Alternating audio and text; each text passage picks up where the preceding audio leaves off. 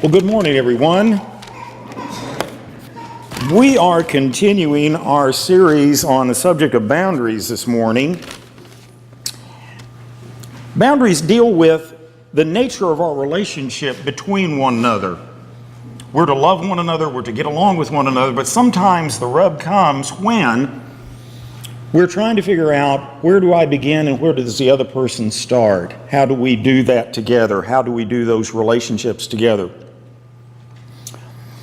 I want to tell you a story of something that happened to me about 15 years ago. I was called into a meeting between a student of ours at the university where I was working and a very irate father, his dad.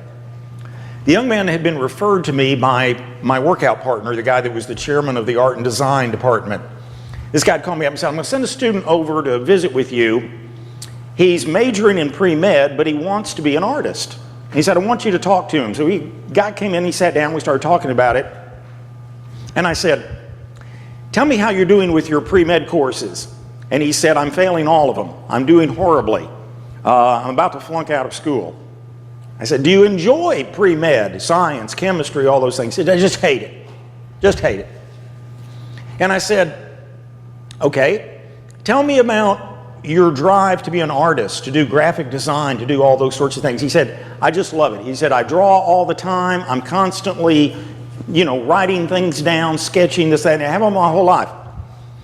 And I said, okay, well, the natural question is, what are you doing majoring in what? Pre-med.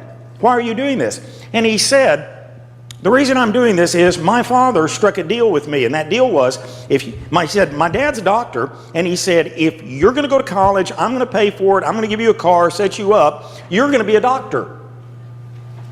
And he said, if you can be a doctor, you can be anything in the world, all those other professions. And he said, you're going to come back home, and you're going to take over the medical practice with me, and we're going to together be in practice. And he said, if you don't do that, I'm going to disown you. You're on your own. You can figure out your way through life. You can get a car. You can get an education, do whatever you want to, but I ain't paying for anything. I'll pay for you to be a doctor, and that's it. And a few weeks later, the dad came to town, and we had a meeting, and in front of me, the dad said that very thing. He said, if he comes to this college, he's going to be a pre-med major, he's going to go to college, or he's on the street. He's on his own. And so this 18-year-old boy was confronted with a very dynamic, dramatic, and life-changing decision. What was he going to do with the rest of his life? Because if he changed majors, he was on the street. That's what boundaries are about. Because the question of that discussion between the father and the son was that right there. What's in my yard? What was in that young man's yard that belonged to him, and what was in his father's yard that belonged to the father? And negotiating that boundary was incredibly important, right? So this morning, we're going to look at the things that belong in your yard and my yard. What does God want us to own? And we'll go through these fairly quickly. But number one, see if we can do these slides here. My actions. The first thing that belongs in my yard are the things that I do. I'm responsible for the things that I do in this life. Not my kids, not my students, not my clients, not my associations. I'm responsible. Galatians, the 6th chapter, 7 and 8 says, what a man sows, that will he what? That will he reap. That will he reap. There is a natural relationship between the things that I do and the things that are going to happen to me, the consequences of that. I have a student that'll come in periodically and they'll say, Dr. Don, I'm not doing well in this class. Okay. They'll say, I really need an A to graduate. Okay. I need you to do something about my grade. Okay. This is what I need you to do. I need you to come into my office. I need you to bring me your textbook, your notes. I need your calendar that showed me your preparation of study time. I need you to bring all those materials in and lay it out so I can see what you've been what? doing. Because my students put in X amount of activity to then produce an A. Right? Where we get into trouble in life is where people don't do the deal and then someone intervenes to relieve them of that responsibility and lets them off the hook. And then hopes the person will learn from not experiencing the natural consequences of their actions, right? We have all kinds of names for that. Codependency, enabling, whatever. The Bible is very, very clear. The Bible says the way that we learn is by experiencing the natural consequences of what we do. If I'm up here on a Sunday morning and I've got a bunch of heads nodding off or doing this number, that tells me one thing. It tells me I didn't prepare. Whose fault is it? It's not yours, it's mine. Yes. So the first thing is my actions. My actions are in my yard. Number two, my thoughts are in my yard. My thinking is in my yard. 2 Corinthians 10 verse 5 says, we capture every thought and make it obedient to Christ. I'm responsible for what goes on between these ears right here. Number one, I'm responsible for not turning over my thinking to somebody else. I need to learn to think for who? Myself. I need to learn to think for myself. I visited a church a number of years ago from another religious group that had a very, very dynamic preacher, and his approach to spiritual development for that church was to have everybody in the pews think exactly the way he thought. And when he spoke, it was not teaching for you to come reason together. It was, this is the law of God, and if you don't obey it, you're not being faithful. Crazy or not crazy? Totally crazy, total insanity. Total insanity. Because the Bible says, work out your own salvation with what? Fear and trembling. In other words, it's saying, you gotta think for yourself. The other thing that's real important to understand is, I take responsibility for my thinking and improving my thinking. If this is my brain, and you're going, Don, your brain ain't that big. If this is my brain, when something happens to me, I am going to interpret that in one of two different areas of my brain. Either rational thinking or irrational thinking. We all have rational beliefs or we have irrational beliefs. We all have them. The task of Christianity is to identify my irrational beliefs and make them more Christ-like. Give you an example. It's a rational belief, for instance, to say to a kid, when you go to school, do the best you can do. We want you to do the best you can do. Don't have to make straight A's, but do the best you can do. Rational or irrational? That's rational. Do the best you can do. Hits the right side of the brain. An irrational thought. I've got to please everybody that I come into contact with. Rational or irrational? Totally irrational. Completely nuts. There is no way in the world that I can please everybody around me. Do you know people, though, that live by that irrational thought that they can't upset anybody around them? I'll give you another irrational thought, and this one causes all kinds of boundary problems. The thought that says, I can say anything I want to say to someone, and they just need to sit there and take it.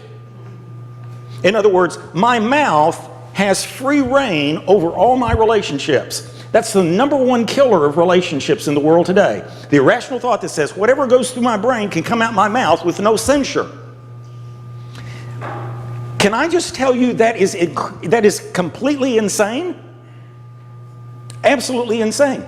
And so the second area is, I take control of my thoughts and I go, okay, and we all have them, there's certain things that aren't wired correctly in me.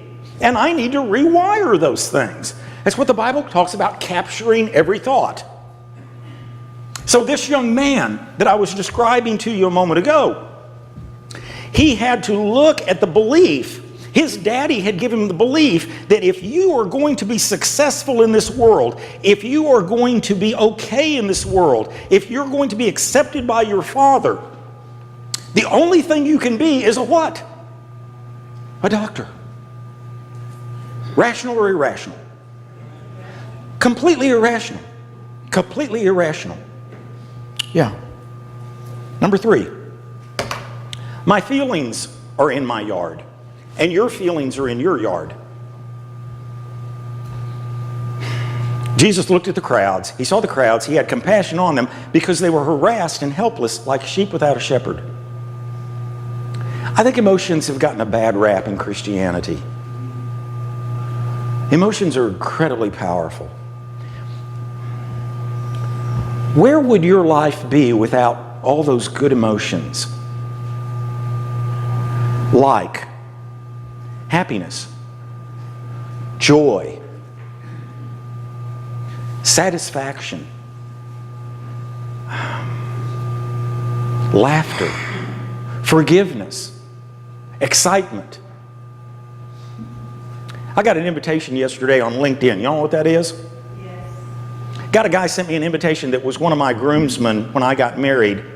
That was a friend of mine in college that I haven't talked to in, I don't know, that was 1981. I haven't seen him since 1981. Saw his picture for the first time yesterday. Got an invitation from him. I can't wait to see him. What was my emotion? Happiness. Loyalty. These wonderful emotions that we have are given to us to enrich our lives. And yet, we have people sometimes that are in our yards that are toxic. They're just hard to be around. And they just kind of rub off on us.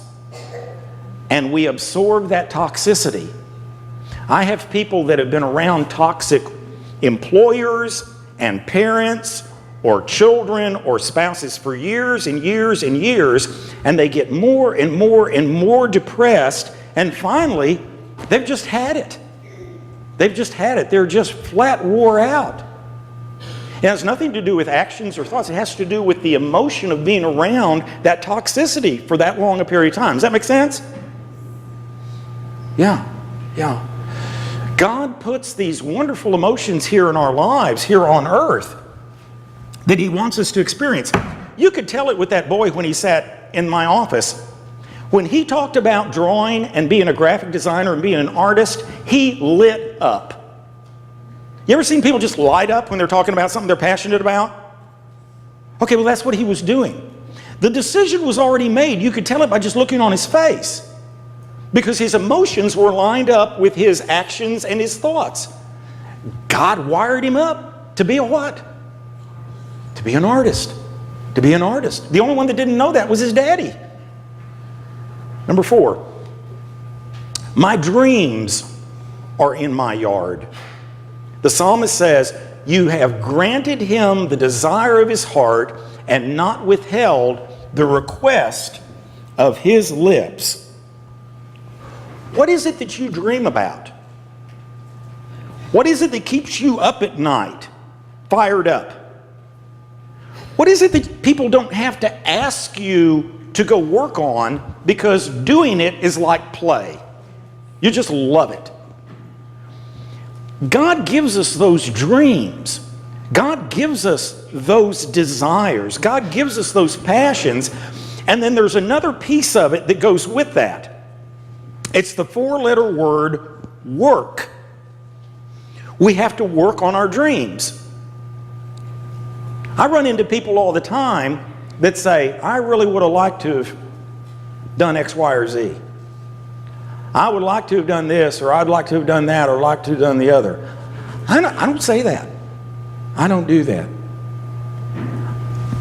I love everything I do.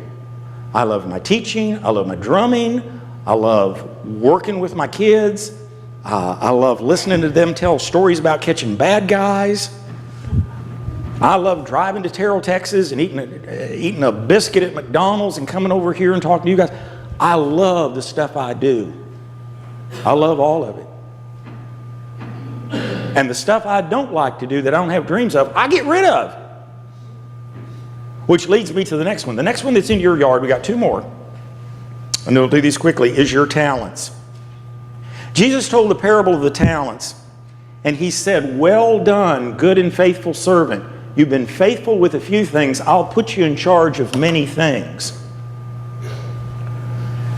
You have been born with a menu of talents that is unique to you, and you have X number of years to execute those things. There is a difference between aptitudes and interests. Interests are the things I'm interested in. Aptitudes are the things that I'm just naturally good at. I'm really interested in NFL football. I have no aptitude to being a running back playing for the Cowboys. It's just not going to happen. I gave up on that one. I don't know why. Me and Emmett in the backfield, I think we'd have been great.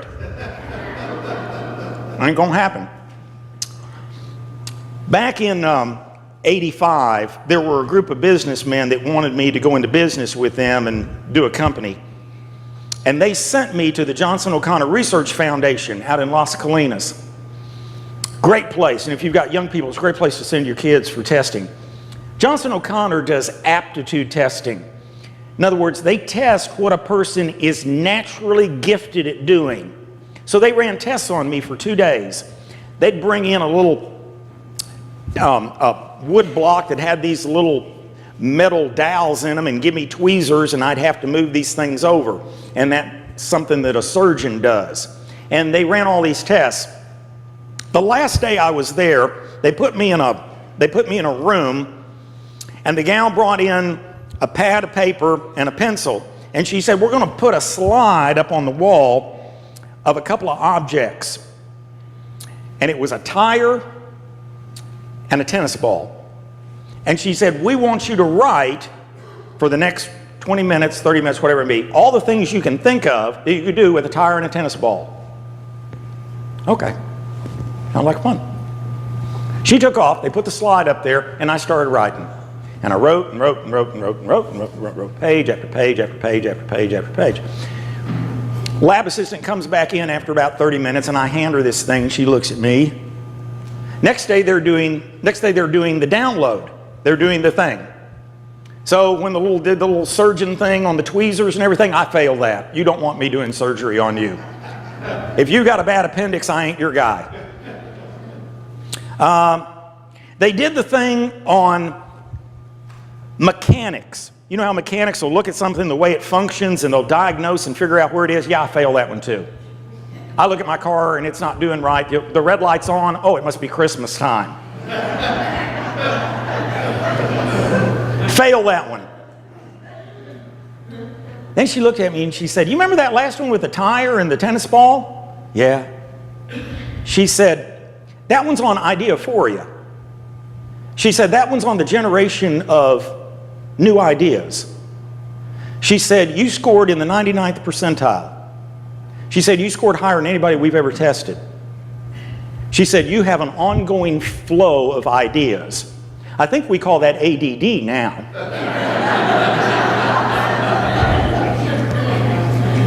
My point is this. My point is, though, I had a gift, and what do I need to do with the gift? Use it. People all the time tell me, "You tell great stories." Why is that? Well, I got Ideaphoria. It's just running in the brain all the time. My point to you is, God gave you a set of talents and gifts. They're in your yard to be used, and He is delighted when you use them. When that boy was drawing those pictures, God was up there in heaven smiling. Does that make sense? Last one. Your choices. Your choices are in your yard. What you decide to do. In Genesis 3, Adam and Eve ate the fruit. God comes walking through and says, "What have you guys been up to?" Adam goes, "The woman made me do it." And guys have been doing that one ever since. Goes to the woman, and the woman says, "Oh, it was that snake that you brought in here." Yeah. We are constantly looking for someone else to what? Yep. And eventually, what I've got to do is eventually old Don's got to step up to the plate and go, you know what? I believe I'm part of the problem. And maybe the only part of the problem that I had is I didn't see the problem. But I'm part of the problem. So setting boundaries. You have some lovely things in your yard. God gave you your thoughts and your dreams and your feelings and your actions and your choices and your desires and your talents. Those all belong to you. And please don't let anybody come along and steal those from you. Those are a gift of God. The old father didn't understand that. He left town and left that boy with a big decision. And that young man decided at 18 he was going to follow his passion. He was going to be his own man. And his daddy did what he said he was going to do. He pulled his tuition. He didn't let him come home. He picked up the keys to the car and drove the car home and left the boy there on the campus without a place to live. Yep. Not my vote for Father of the Year. And that university that I was a part of stepped up and said, you know what? We think you'd make a fine artist. We're going to give you a scholarship. And you know what? There's an old boy over here that needs a roommate. Why don't you go and room with him? And you can live on campus, and there's a grocery store close by. You don't even need a car.